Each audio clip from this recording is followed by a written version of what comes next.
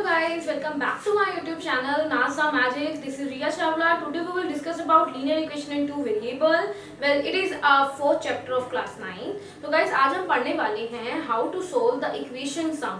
Means अगर आपके पास कुछ equations में क्वेश्चन लिखा होता है तो उसको हम numeric value में कैसे solve कर सकते हैं. तो our first example is the cost of a notebook is twice the cost of a pen. तो गाइस सबसे पहले हमें इस क्वेश्चन ऐसे टाइप के क्वेश्चन में आइडेंटिफाई क्या करना है कि वहां पर किस किस चीज के बारे में बात हो रही है, राइट. तो यहाँ पर सबसे पहले हमारी बात हुई है नोटबुक के ऊपर, देन बात हुई है पेन के ऊपर, राइट. पर हमें कुछ नहीं पता कि यहाँ पर किसको क्या लेना है या कुछ भी, राइट. तो सबसे पहले आपने आइडेंटिफाई करना है कि किस चीज के बारे में बात हो रही है. यहाँ पर बात हो रही है नोटबुक और पेन के बारे में. तो आप किसी को भी मीन्स अगर मैं नोटबुक के बारे में बात करूँ, लेट द नोटबुक कॉस्ट, जो भी नोटबुक की कॉस्ट रहेगी वो मैंने ले ली x रुपीज.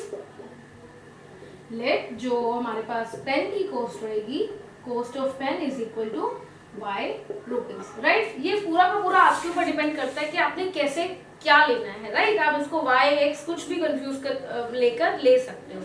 और इसके बीच में x और y लेने के बाद हमारा काम क्या रहेगा, बस जनरली आपने क्वेश्चन को पढ़ना है, वैसा ही हमें राइट करना है, राइट. तो सबसे पहले इसमें क्या बोल रहा है, the cost of a notebook. It means ये किसके बारे में बात कर रहा है, ये बात कर रहा है हमारे एक्स के बारे में. क्यों? क्योंकि हमने नोटबुक की कॉस्ट को एक्स माना था, राइट. तो यहाँ इक्वेशन के according to question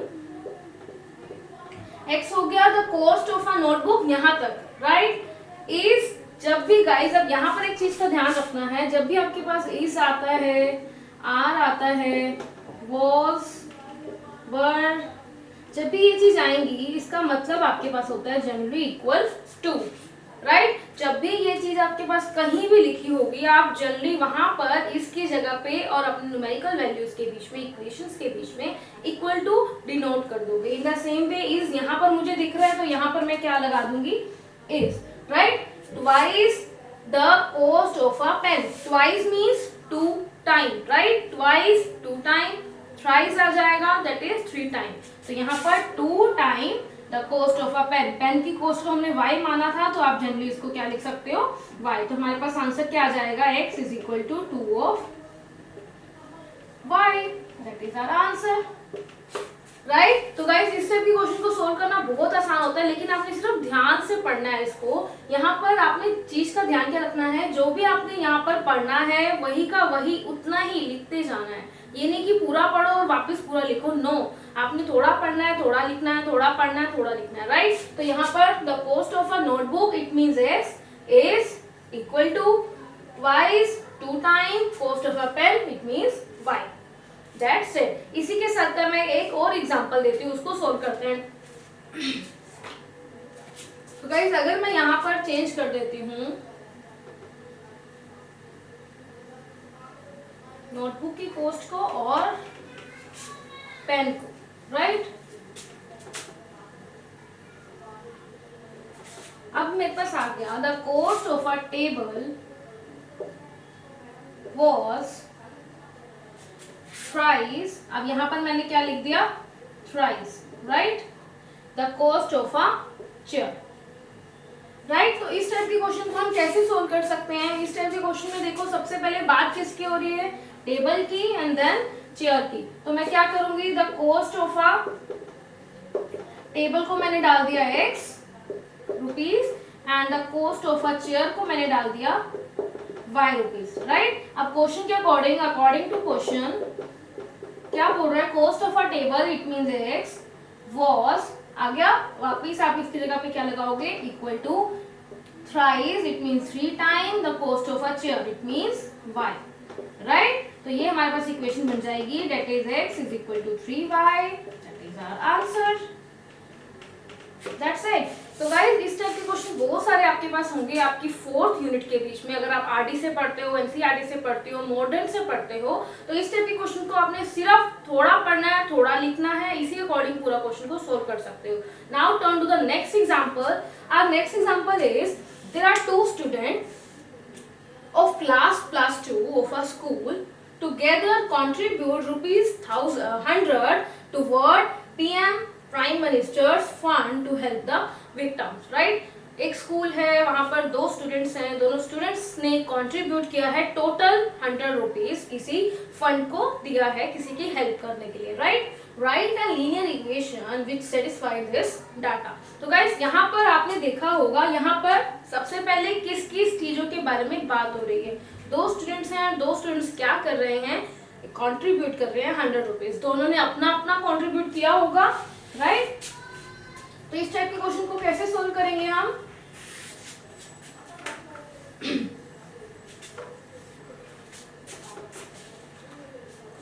yes guys, तो यहाँ पर यामिनी और फैतिमा, राइट। यामिनी और फैतिमा, देयर आर 2 स्टूडेंट, दोनों ने ही कंट्रीब्यूट किया है, तो हम लेट कर लेते हैं। यामिनी ने कंट्रीब्यूट किया होगा may be x rupees. In the same way Fatima ने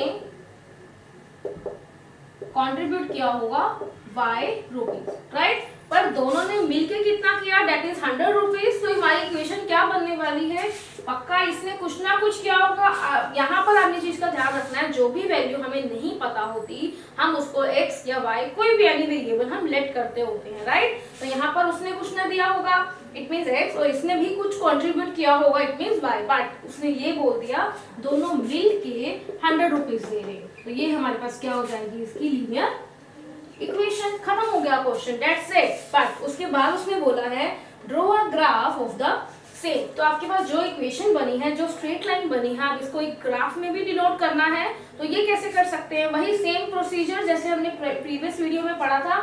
सबसे पहले you have to make a box in which x and y। सबसे पहले x को हम 0 डाल के देखते हैं। अगर x को 0 डालोगे, 0 plus y is equal to 100, y is equal to 100, right. तो y कितना आ गया, 100। इन द सेम वे जब मैं y को 0 डालूंगी, x हमारे पास कितना आ जाएगा, 100। तो हमारे पास पॉइंट बनते हैं हॉरिजॉन्टली। तो we have a point that is 0, 100, another is b point that is 100, 0, right. Now अब इसको हमने ग्राफ के ऊपर ड्रॉ करना है। ग्राफ के ऊपर ड्रॉ कैसे करेंगे अब हम इसको,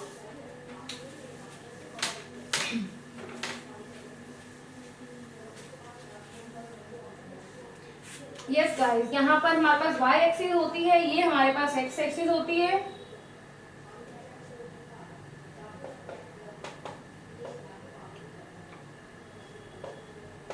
राइट। तो गाइस यहाँ पर आपने चीज का ध्यान रखना है, यहाँ पर आप हमेशा ग्राफ के ऊपर 0, 1, 2 यहाँ से स्टार्ट करते हैं, बट एक्चुअल में ये चीज डिपेंड करती है हमारे जो भी हमारे पास वैल्यूज होती है, राइट। तो यहाँ 100 है, तो आप उसी इंटरवल के साथ भी अपना ग्राफ को ड्रॉ कर सकते हो।